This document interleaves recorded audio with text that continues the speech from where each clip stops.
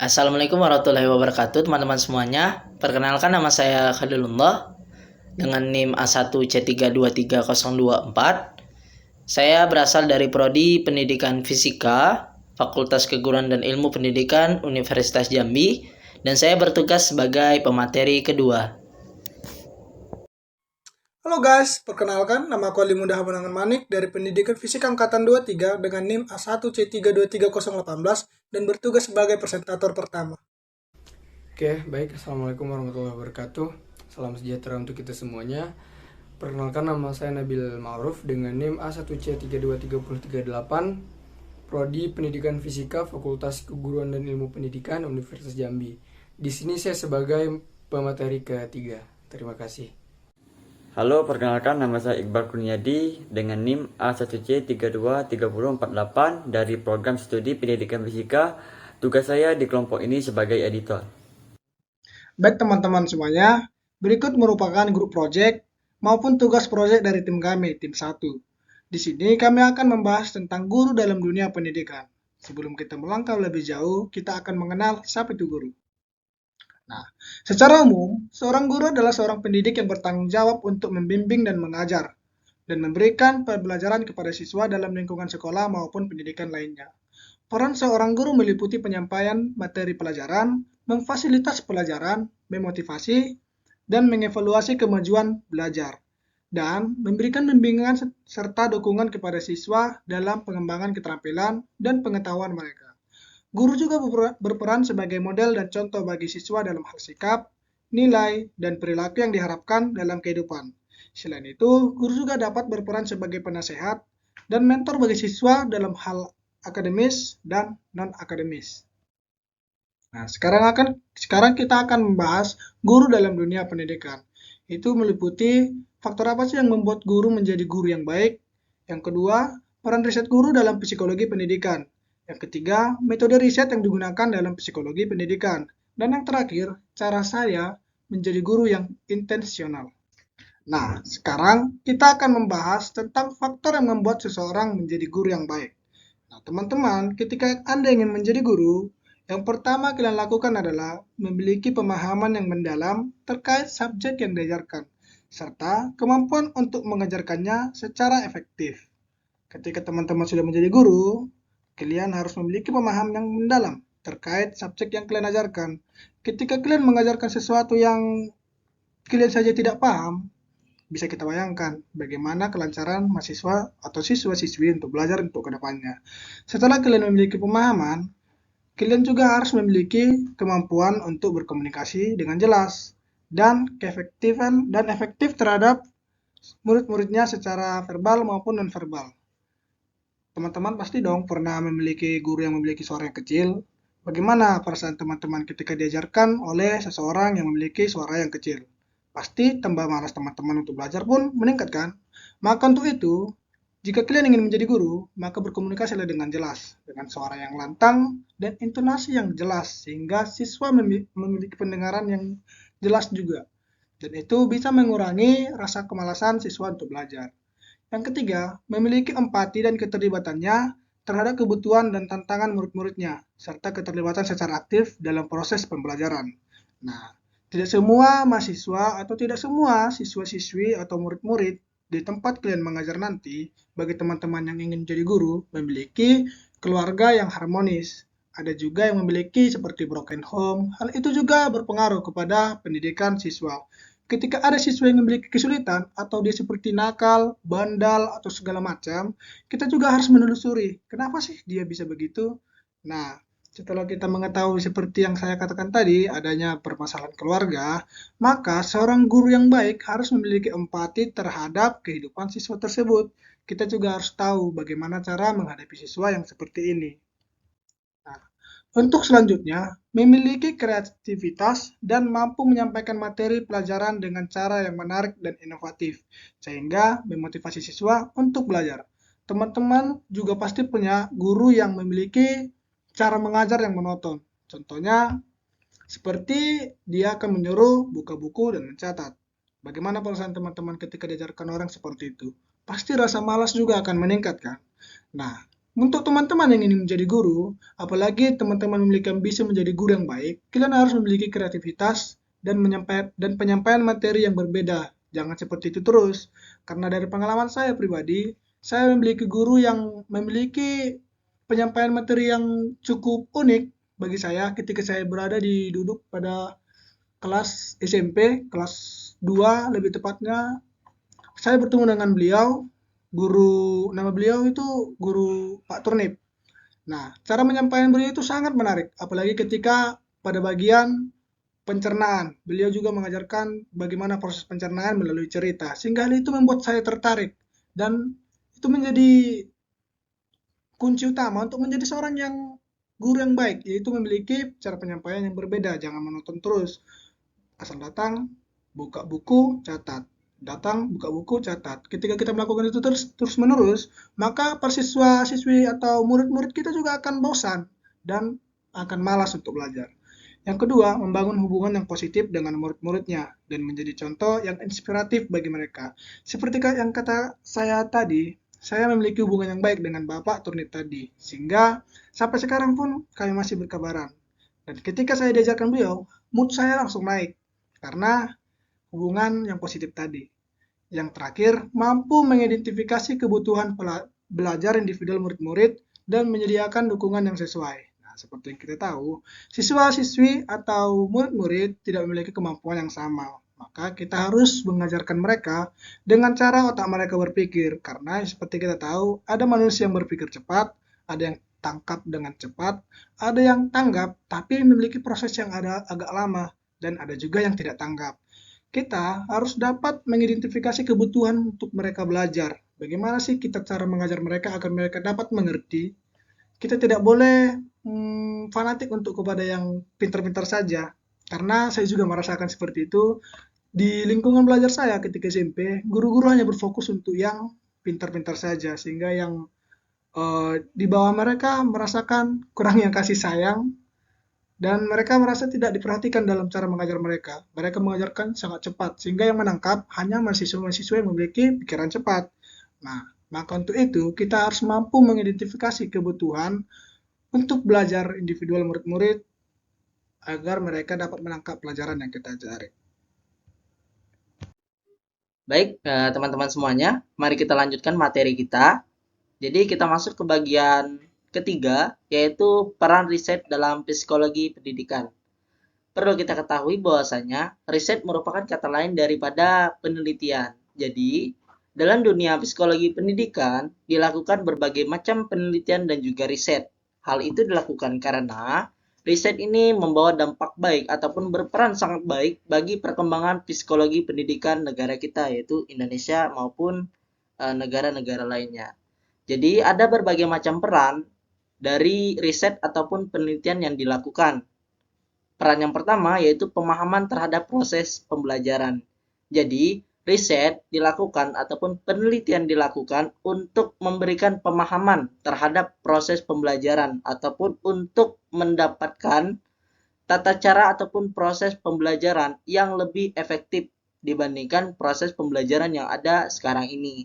Jadi penelitian itu dilakukan untuk meningkatkan rasa pemahaman seorang guru ataupun seorang pendidik tentang bagaimana cara melakukan proses pembelajaran yang lebih baik sehingga menimbulkan dampak yang lebih positif kepada para siswa-siswi yang diajar. Karena mengapa? Dampak positif itu sangat diharapkan untuk meningkatnya kecerdasan para siswa-siswi dan juga untuk meningkatkan dunia pendidikan menjadi lebih baik. Jadi itu yang pertama. Yang kedua yaitu peran riset adalah pengembangan metode pembelajaran. Jadi metode pembelajaran yang ada sekarang itu tidak bisa dipertahankan dalam beberapa tahun ke depan. Artinya apa? Perlu yang ada yang namanya pembaharuan. Jadi riset ini ataupun penelitian ini dilakukan untuk agar metode pembelajaran yang ada sekarang ini tidak stagnan ataupun tidak tetap. Jadi riset ini bertujuan untuk menghasilkan metode pembelajaran yang lebih baik, yaitu upgrading dari metode pembelajaran sebelumnya, di mana metode pembelajaran ini menyesuaikan dengan kondisi para siswa-siswi ke depan. seperti yang kita ketahui bahwasanya banyak siswa-siswi di kelas sekarang rasa kemalasan dalam belajaran itu semakin meningkat. Salah satu pengaruhnya itu gara-gara adanya modernisasi ataupun digitalisasi yang dampak buruknya adalah meningkatkan rasa kemalasan suatu peserta didik. Jadi, peran riset yang kedua adalah untuk pengembangan metode pembelajaran. Jadi, melalui penelitian yang dilakukan oleh berbagai pihak, diharapkan dapat berperan untuk menciptakan metode pembelajaran yang lebih baik dan lebih efektif untuk masa sekarang dan masa yang akan datang. Peran riset selanjutnya yaitu terkait penilaian dan pengukuran. Jadi perlu kita ketahui bersama bahwasanya dalam dunia psikologi pendidikan itu perlu yang ada yang namanya penilaian dan juga pengukuran.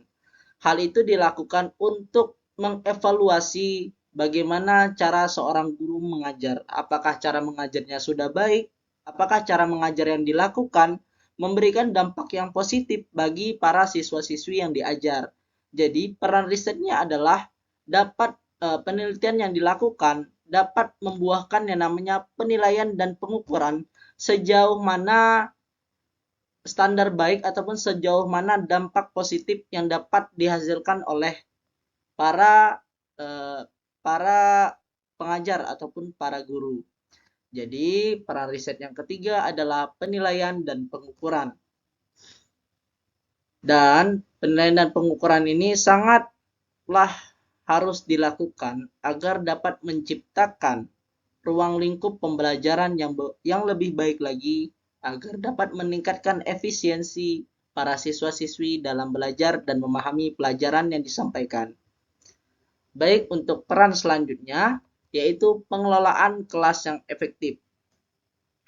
Seperti yang kita ketahui bahwasanya di lingkungan suatu kelas itu terkadang ada yang kondisinya efektif, pembelajarannya menyenangkan, siswa aktif, akan tetapi ada juga suatu kelas itu monoton, artinya hanya guru yang berperan aktif di kelas itu. Hal ini sangatlah merugikan bagi para siswa-siswi di mana mereka hanya berada pada posisi mendengarkan pemaparan yang disampaikan oleh guru-gurunya. Sedangkan apakah dari pemaparan tersebut dapat terserap ilmu yang guru tersebut coba sampaikan kepada para peserta didik. Jadi, penelitian ini berperan agar melihat dampak ataupun agar mendapatkan suatu solusi bagaimana pengelolaan kelas menjadi lebih baik dan lebih efektif untuk meningkatkan keaktifan para siswa-siswi di kelas dan meningkatkan mutu dari suatu pembelajaran yang dilakukan. Peran riset yang kelima ataupun yang terakhir dari slide ini yaitu pengembangan kurikulum, di mana kurikulum merupakan landasan utama dalam berjalannya suatu sistem pendidikan di suatu tempat ataupun suatu negara. Kurikulum yang baik akan memberikan dampak pendidikan yang lebih baik. Nah, artinya apa? Riset sangat diperlukan dan sangat dibutuhkan untuk melakukan ataupun untuk terciptanya kurikulum yang lebih baik daripada kurikulum sebelumnya. Jadi, setelah suatu negara melakukan ataupun menerapkan kurikulum yang sudah dicanangkan ataupun yang sudah diolah, hal itu tentunya akan memberikan dampak ataupun hasil dari penerapan kurikulum tersebut. Kalau hasilnya sudah keluar, otomatis akan dilakukan riset ataupun penelitian.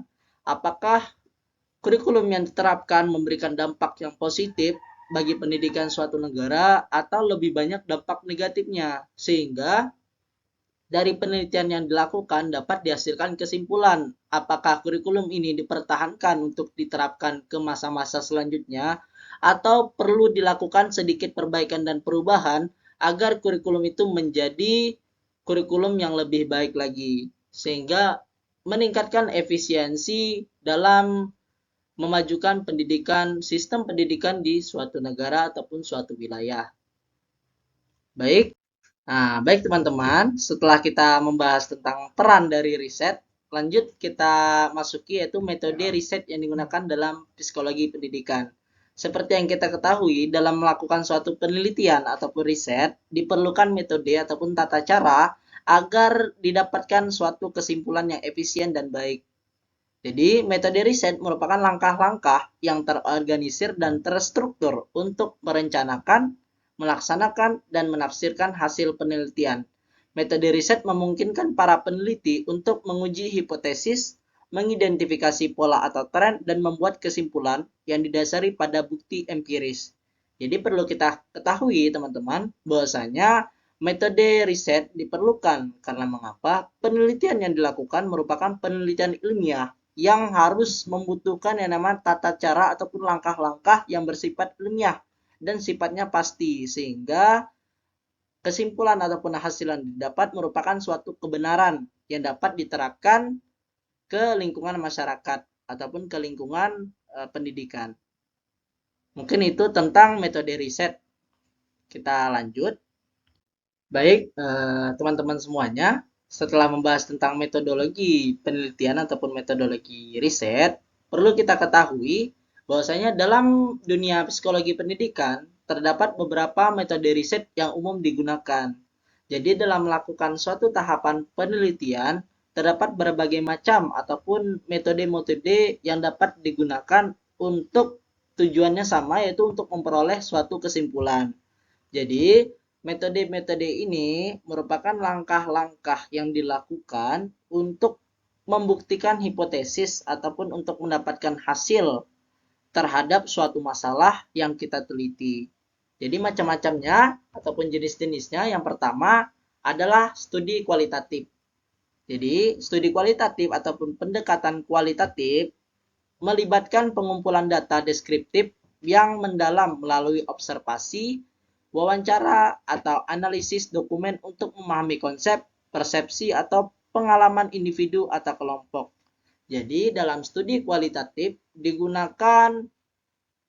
yang digunakan berupa bukanlah bahan dasarnya bukan merupakan numerik, akan tetapi lebih ke sifat yang seperti hasil wawancara ataupun analisis dokumen. Jadi studi kualitatif ini sangat sering digunakan karena mengapa dapat menciptakan suatu kesimpulan yang diambil dari banyaknya bahan yang digunakan ataupun banyaknya masyarakat ataupun orang-orang yang dijadikan narasumber dalam melakukan suatu wawancara. Sehingga dapat tercipta ataupun dapat dihasilkan suatu riset yang mendalam dalam membahas suatu permasalahan. Mungkin begitu terkait studi kualitatif. Selanjutnya yaitu studi kuantitatif.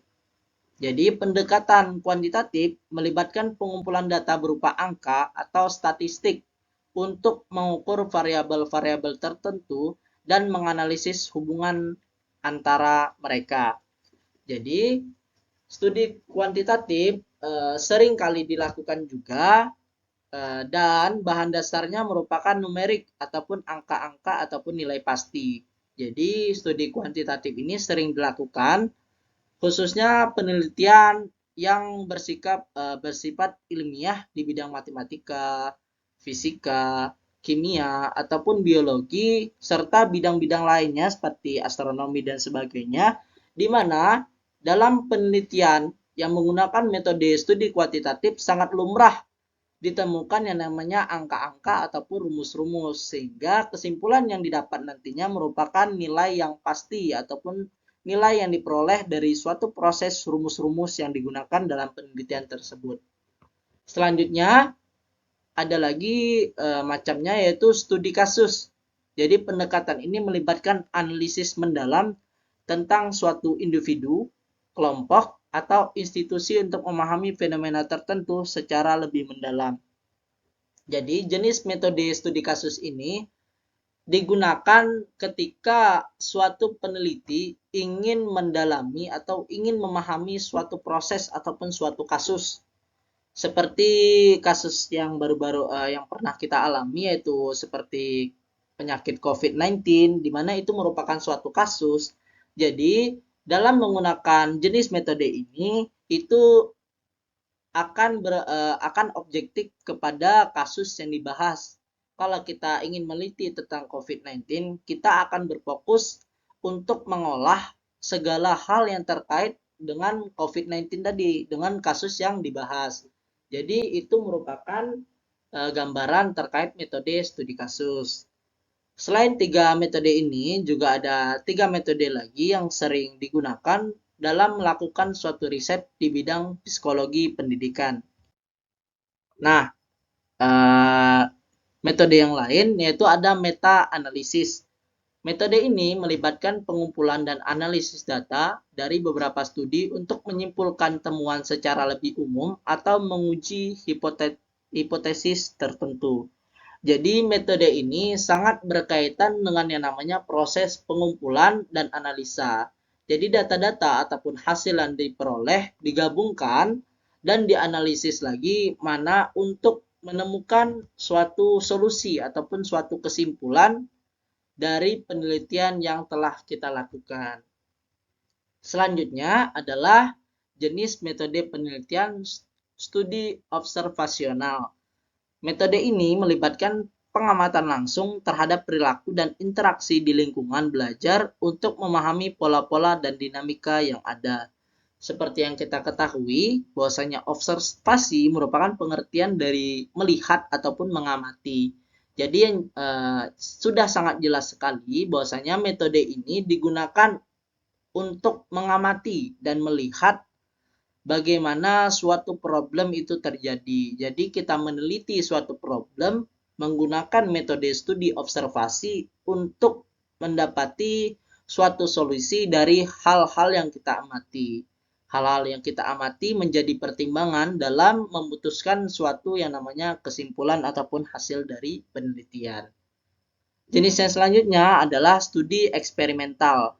Dalam eksperimen, satu orang peneliti mengontrol satu atau lebih variabel independen untuk melihat dampaknya terhadap variabel dependen, misalnya efek metode pengajaran tertentu terhadap hasil belajar siswa. Jadi ada juga metode tentang studi eksperimental. Metode ini sangat berkaitan dengan kegiatan eksperimen ataupun percobaan, baik itu di ruangan lab ataupun di suatu lingkungan masyarakat yang menjadi tempat peneliti untuk melakukan sebuah penelitian.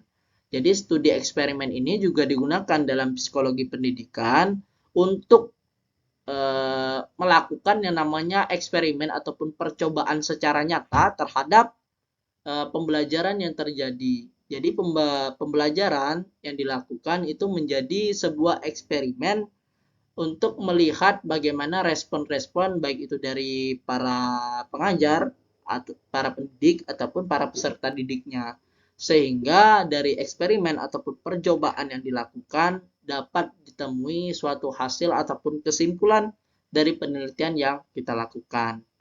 Jadi mungkin itu metode-metode yang sering digunakan dalam melakukan riset di dunia psikologi pendidikan.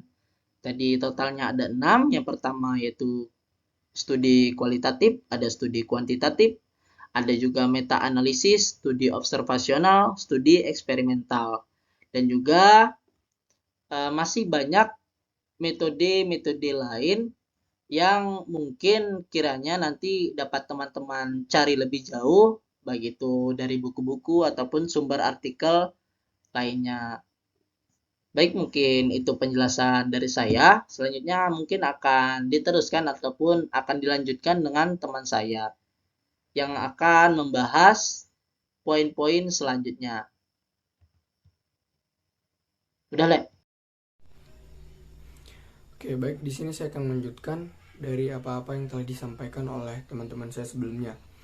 Di sini saya akan menjelaskan bagaimana caranya saya menjadi guru yang intensional. Di sini ada beberapa poin. Yang pertama itu adalah refleksi. Nah, refleksi ini kita harus bisa meluangkan waktu kita sejenak guna untuk merenungkan apa tujuan kita ingin menjadi guru nantinya.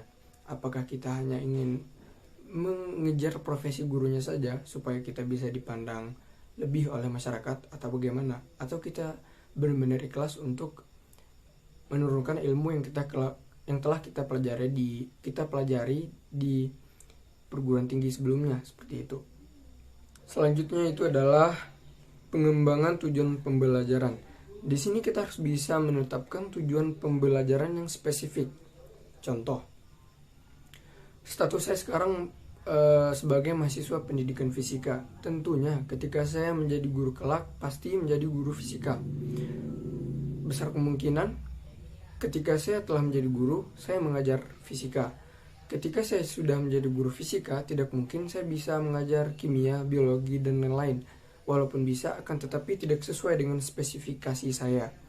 Untuk itu, kita harus bisa menetapkan tujuan pembelajaran yang spesifik, gitu. Oke, selanjutnya itu adalah perencanaan pembelajaran yang teliti. Rencanakan kegiatan pembelajaran yang mendukung tujuan pembelajaran. Yang pertama itu adalah memilih materi. Biasanya untuk materi itu menyesuaikan dengan kurikulum yang telah ditetapkan oleh pemerintah. Contohnya seperti KTSP, K13, dan sekarang kurikulum Merdeka. Yang selanjutnya itu adalah strategi pengajaran. Untuk strategi pengajaran, banyak sekali strategi pengajaran, contohnya memilih metode pembelajaran yang tidak monoton. Contoh metode pembelajaran yang monoton itu seperti guru menjelaskan, kasih tugas, pulang. Guru menjelaskan, kasih tugas, pulang. Itu merupakan contoh metode pembelajaran yang monoton. Seharusnya kita bisa mencari metode pembelajaran yang menyenangkan. Contohnya menggunakan media internet. Di situ banyak sekali metode pengajaran yang bisa kita terapkan di dalam kelas seperti itu. Agar kelas tidak monoton, agar siswa-siswi kita nantinya itu tidak bosan dengan kita. Oke, selanjutnya itu adalah diferensiasi instruksi. Kenali kebutuhan belajar individu dan sesuaikan instruksi kita untuk memenuhi kebutuhan mereka. Dan juga kita harus bisa memberikan dukungan tambahan kepada siswa yang memerlukan bantuan tambahan. Untuk dukungan tambahan, ketika kita menjadi guru nantinya, kita harus bisa memberikan dukungan tambahan atau support tambahan terhadap siswa-siswi kita nantinya. Oke, selanjutnya itu adalah koneksi dengan siswa. Seorang guru tentunya harus bisa membangun hubungan yang kuat dan positif dengan siswa. Dan seorang guru juga harus bisa mendengarkan kebutuhan, minat, dan bakat mereka agar bisa tersalurkan seperti itu. Selanjutnya itu adalah penggunaan data. Gunakan data evaluasi untuk menginformasikan praktik pengajaran dan melalui penilaian formatif dan sumatif, dan juga dapat memahami kemajuan siswa dan menyesuaikan instruksi sesuai kebutuhan. Selanjutnya adalah berkolaborasi dengan rekan kerja. Rekan kerja itu sesama guru. Berbagi ide dan pengalaman dengan rekan guru untuk memperluas pemahaman tentang praktik pengajaran yang efektif dan untuk mendukung pertumbuhan profesional. Dan ketika kita berkolaborasi dengan rekan kerja sesama guru, kita bisa berbagi metode pembelajaran agar di kelas itu tidak monoton seperti itu. Di sini saya terkesan menekankan metode pembelajaran. Kenapa? Dikarenakan saya merupakan individu yang cepat bosan ketika metode pembelajarannya tidak sesuai dengan apa yang saya butuhkan. Ketika metode pembelajarannya yang kiranya menurut saya monoton, itu pasti saya cepat bosan seperti itu. Dan ketika ada seorang guru yang menerapkan metode pembelajaran yang bisa dibilang asik, itu saya sangat approve. Selanjutnya itu adalah pengembangan profesional yang berkelanjutan. Di sini kita harus terlibat dalam kegiatan pengembangan profesional yang relevan dan terus-menerus meningkatkan keterampilan dan pengetahuan sebagai seorang pendidik. Dan yang terakhir adalah refleksi lanjutan. Selanjutnya itu adalah refleksi lanjutan.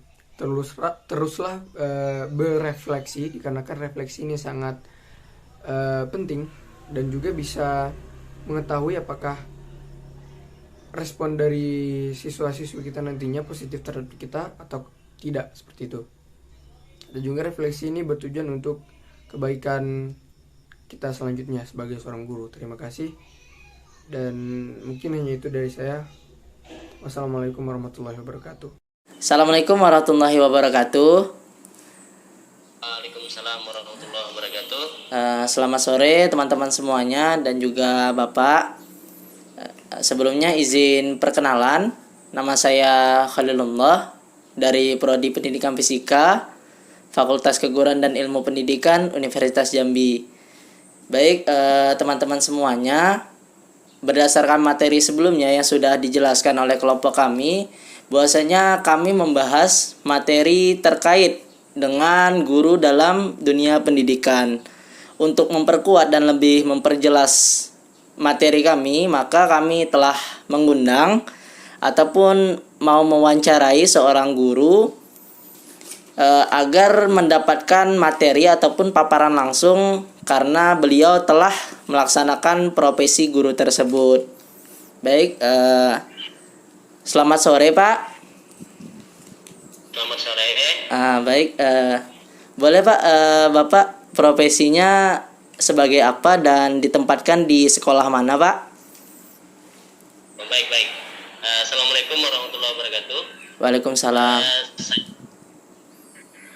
Nama Ardiansa, lulusan dari Sarjana Pendidikan Agama Islam UIN Sultan Saifuddin Jambi, angkatan tahun 2005. Sekarang alhamdulillah bertugas sebagai guru di salah satu SD di Kelurahan Teluk Nilau, Kecamatan Pengabuan, Kabupaten Tanjung Jabung Barat, Provinsi Jambi. Dan di sana mengampu mata pelajaran pendidikan agama Islam karena di SD jadi seluruh kelas, mulai dari kelas 1 hingga kelas 6. Oh, baik Pak. Berarti mengajarnya sudah berapa tahun Pak?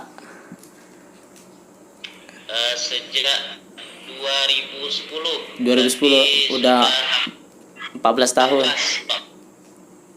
Oh, baik Pak. Jadi begini Pak, kami kemarin tuh meriset ataupun mengumpulkan materi terkait guru dalam dunia pendidikan. Jadi ada 2 topik yang kami bahas, yaitu terkait cara menjadi guru yang baik dan juga cara menjadi guru yang intensional. Jadi kami di sini ingin mewawancarai Bapak terkait 2 topik tersebut. Langsung saja Pak, untuk topik pertama kami ingin meminta penjelasan dari Bapak begitu, karena kan Bapak sudah berprofesi sebagai guru dan menjalani profesi tersebut. Kami itu ingin meminta pendapat Bapak bagaimana cara kita itu dapat menjadi guru yang baik Pak. Baik, berdasarkan yang pertama dari hasil yang didapat selama perkuliahan di bidang atau di mata kuliah keguruan dan pendidikan, kemudian dikaitkan juga dengan pengalaman selama mengajar sekitar 14 tahun, maka mungkin bisa disimpulkan untuk sementara, untuk menjadi guru yang baik itu dari pribadi sendiri itu untuk administrasi kelas, kemudian juga administrasi pembelajaran yang menunjang pembelajaran supaya lebih fokus, seperti misalnya menyiapkan silabus, kemudian program tahunan, program semester, selanjutnya rencana pembelajaran, kemudian juga asesmen, penilaian materi. Apalagi sekarang ini kan di kurikulum Merdeka itu lebih luas lagi. Guru juga harus menyiapkan modul ajar. Itu harus dipersiapkan terlebih dahulu supaya saat mengajar lebih fokus. Artinya terkadang guru tersebut bisa mengajarnya itu karena tidak ada kesiapan alat administrasi tadi, sehingga bisa mengajarnya ke hal yang lain. Jadi akhirnya materi utama tidak tersampaikan. Itu yang pertama. Kemudian yang kedua juga komunikasi dengan peserta didik itu diusahakan harus mengambil atau memilih pola komunikasi yang kira-kira anak didik itu memang mengerti. Jadi di tempat saya kebetulan di sana kondisinya memang masih di dusun, sehingga anak-anak di sana memang kami latih untuk sehari-hari menggunakan bahasa Indonesia. Cuma masih cukup banyak anak-anak yang karena kondisinya di dusun, jadi mereka menggunakan bahasa keseharian mereka. Kalau di sana itu banyak Banjar, jadi kita mengajar kombinasi, yang penting anak mengerti meskipun kita mengajarnya menggunakan bahasa daerah. Itu yang kedua. Jadi yang pertama tadi fokus menggunakan administrasi pembelajaran, yang kedua jalin komunikasi yang baik dengan peserta didik, yang terakhir juga supaya tujuan pembelajaran, kemudian juga supaya apa-apa yang kita sampaikan itu bisa lebih didalami oleh peserta didik, juga kita harus menjalin komunikasi dengan wali murid atau orang tuanya. Jadi program-program yang sudah kita siapkan juga harus kita komunikasikan, kita sampaikan ke wali muridnya, supaya di rumah anak-anak tersebut bisa dibimbing, diingatkan oleh para orang tuanya. Nah, mungkin itu kalau untuk cara menjadi guru yang baik menurut saya. Oh, baik Pak. Banyak sekali penjelasannya tadi, baik terkait penyiapan administrasi, selanjutnya penyesuaian metode belajar, dan juga tetap konsultasi kepada orang tua wali murid. Baik Pak, masuk ke topik selanjutnya, yaitu kami ingin meminta pendapat dari Bapak terkait bagaimana cara kita dapat menjadi seorang guru yang intensional, Pak.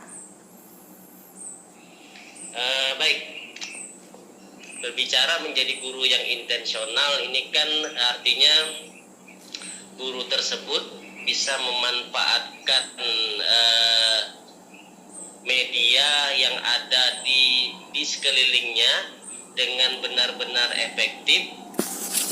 Artinya merasa meskipun saya itu kan ngajarin dusun, tapi dengan media yang ada saya manfaatkan sebaik mungkin supaya bisa tercapai pembelajaran. Jadi kalau untuk intensional itu mungkin kaitannya dengan pemanfaatan media-media pembelajaran, lingkungan belajar yang ada. Cara yang pertama yaitu selain dari yang 3 tadi, kami juga supaya lebih intensional dalam mengajar, kami juga membentuk komunikasi di antara sesama guru. Jadi sekitar 3 bulan programnya itu 3 bulan sekali. Guru-guru pendidikan agama Islam itu mengadakan pertemuan semacam kelompok kerja guru yang membahas tentang metode-metode pembelajaran, kemudian perkembangan kurikulum secara bersama-sama, yang gunanya juga untuk menghasilkan satu metode pembelajaran ataupun satu program pembelajaran yang lebih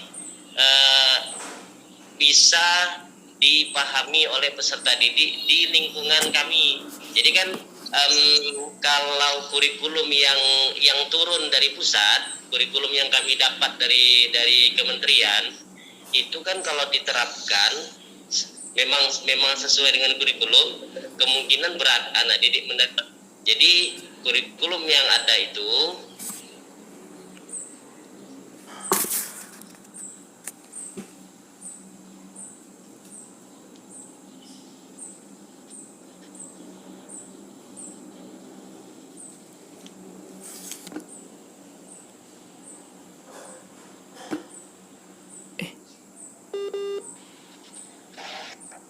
Halo?